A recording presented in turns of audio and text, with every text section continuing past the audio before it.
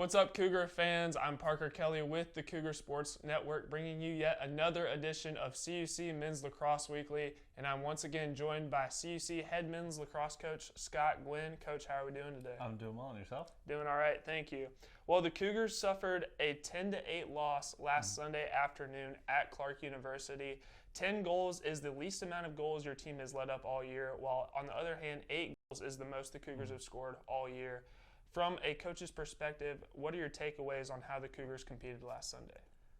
Well, I think there's tons and tons of positives, and we've been talking about it all week with them already that, yeah, there's areas for growth, there's opportunities for us to get better, sure, but there's so many more great things that we did, and I've been telling them we were in the pilot seats for that game for 56 of 60 minutes.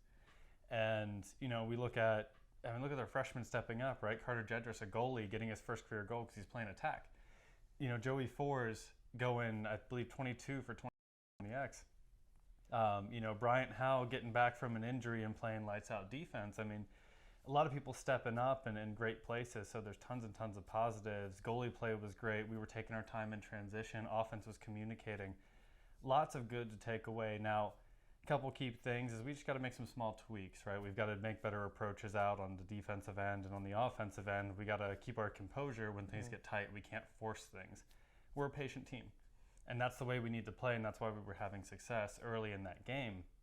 In terms of it being a close contest, it was also a great opportunity for our guys to see we're 4 minutes away from closing out.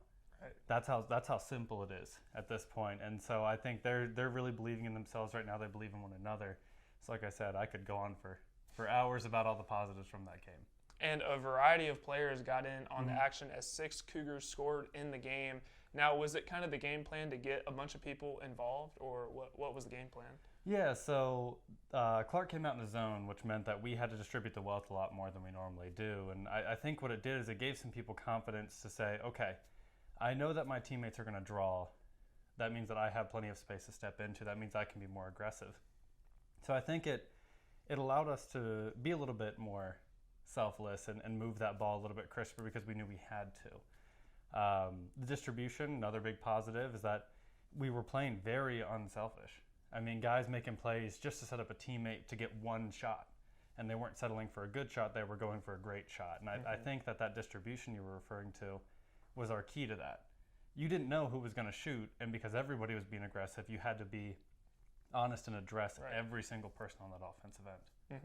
And the Cougars will be on the road this Saturday at Northland College. This is the 4th straight road game for this team. Now, this is a Northland team that is kind of struggling a little bit in the early going of the season. And you mentioned how the Cougars were on edge 56 of the 60 minutes. Now, what will be the key to getting a win this upcoming Saturday? I think that we need to keep that same mindset. We came out physically and mentally prepared. I mean, from the second we got on that bus, the guys were locked in. Now, you know, keeping locked in for 7 hours on a bus trip is a little bit different than going 3 hours to Dubuque. So I think the biggest thing is we're trying to get them to realize that they're that close, right? That they're 4 minutes away from closing out on this game. And so we're going to hit the same points that we hit before Clark because our guys are starting to believe in this process. They're believing in our values and our team, our systems as well.